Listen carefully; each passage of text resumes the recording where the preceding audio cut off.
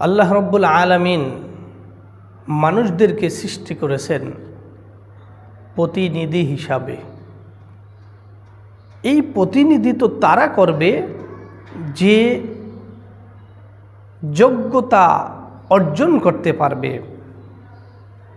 খলিফা, প্রতিনিধি কাকে বলা হয় এটা তো আমাদের বুঝতে হবে। আল্লাহ তাআলা আমাদেরকে অনেক যত্ন করে, ভালোবেসে, আদর করে তার কুদরতিভাবে আমাদেরকে সৃষ্টি করেছেন।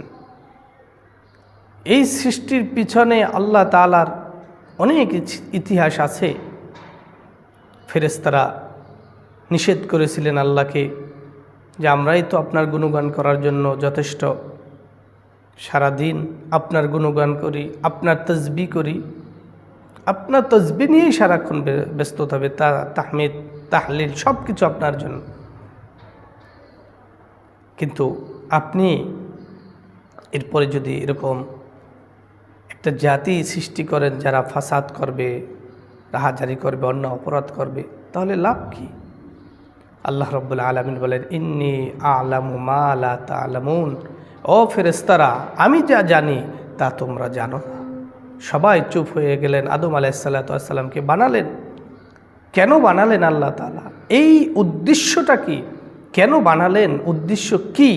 এই জিনিসটা যদি প্রত্যেক বান্দা বুঝে, তাহলে কোনো অপরাধ দুনিয়ায় হবে না, কোনো খারাপ কাজ হবে না। আল্লাহ তাআলার হুকুমের উপরে সকলে চলতে পারবে।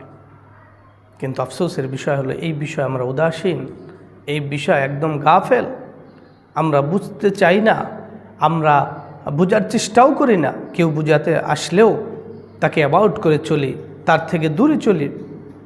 এজন্য খলিফা, আল্লাহর প্রতিনিধি, এটার মর্ম যদি আপনি না বুঝেন, তাহলে আপনি আল্লাহর হুকুমগুলো পালন করতে পারবেন না।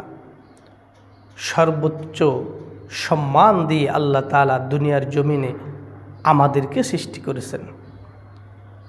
লাকাদ খালাকনাল ইনসানা ফি আহসানি তাকওয়িম। সৌন্দর্যের দিক থেকে, মর্যাদার দিক থেকে, বংশের দিক থেকে, সর্বদিক থেকে আল্লাহ তাআলা আমাদেরকে সৃষ্টি করেছেন। এজন্য আমাদের উচিত সে আল্লাহ তাআলার যে উদ্দেশ্য, সেই উদ্দেশ্য বোঝা, এবং সেই উদ্দেশ্য বুঝে যদি আমরা আমল করতে পারি, তাহলে আল্লাহ তাআলা আমাদেরকে জান্নাতের জন্য রেডি করে রেখেছেন।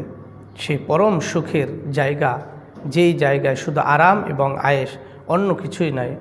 আসুন আমরা সকলে প্রতিনিধি হিসাবে আল্লাহ তাআলার হুকুমগুলো সঠিকভাবে পালন করি।